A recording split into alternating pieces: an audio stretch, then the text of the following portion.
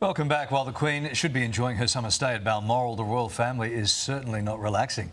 After Jeffrey Epstein accuser Virginia Giuffre filed a lawsuit against Prince Andrew this week, accusing him of alleged sexual assault. Royal commentator Angela Mollard joins us to discuss all things royal. Good morning to you, Ange. Now, the Duke was photographed yesterday. This is the first time since that lawsuit was filed, the new one. What happens now?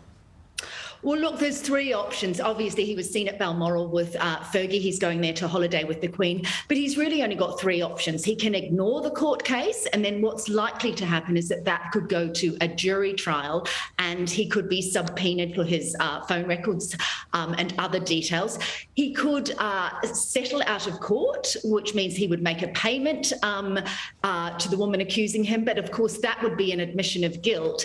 The third option he has is that the case is settled in absentia, and he would have to pay damages. But again, that is leads to questions around his guilt. He's unlikely to be extradited because it is a civil matter, but obviously it's going to be interesting to see where things run now. Oh, that's for sure. Ange, the last time pressure was applied to the Duke of York, we got that very awkward sit-down interview. Do you think we'll hear from him directly again, or the palace? Absolutely not from him. I mean, as we know, you remember he talked about the meat, having being in a pizza restaurant, about how he couldn't sweat, and he failed to show any empathy for the women who were the victims of Jeffrey Epstein. So we know that he's terrible in an interview situation. I doubt the palace will make a statement. I think they'll probably be just summoning their legal team at the moment to see how they respond. But look, he just has to be proven to have known her, and everything he said about not knowing her, let alone having sex with her, will then be nullified. Let's move on. There's a new show airing in the United States right now, Ange. It's based on the royal family. It is causing some controversy. It's called The Prince. Let's take a look. I would like a treat. I would like a treat. The Queen would like a treat. Oi, tea! Thank you. Okay, that kid freaks me out. This might be the smallest palace I've ever been in. Well, it's an apartment. Yes, an apartment palace, I know that. Lots of tiny palaces inside one big palace. I want to be king. She's had her go. Now it's my turn.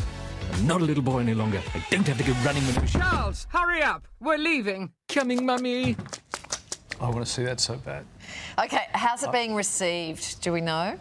Yeah, look, there's a lot of commentary around this. It was actually held, this show, until it was due to go on air when around the time that Prince Philip died, and they held it. Look, there is a lot of commentary. A lot of people think that it's not fair to be parodying young children. I mean, Prince George is only 8. It's called The Prince, and it largely centres around him. It's been made by a guy called Gary Janetti, who has an Instagram account where he, largely parodies the Prince. It's seen as amusing. Look, I'm on the side of the commentators who are saying that this is just not quite on for me. It's little children, and I think they have a right to privacy. It just doesn't sit well with me. All right. Do you think it's okay if he parodies the older members, though, of the royal family? So the Queen, probably fair game, Prince Charles.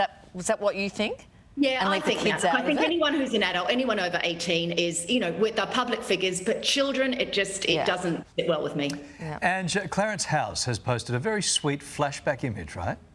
Yeah, this is right. This is 70 years ago, this picture. I love it because the Queen and Prince Philip absolutely adored Clarence House. This was the place they wanted to live. And, of course, Prince Philip really bucked up about having to move to Buckingham Palace. I just think it's lovely, and this is the great thing about social media. We get insights into the family life that we haven't seen before. This, of course, is the Queen, Prince Philip, Charles and Anne. So this is before Andrew and Edward were born. Gorgeous photo. And, yeah, I love seeing these.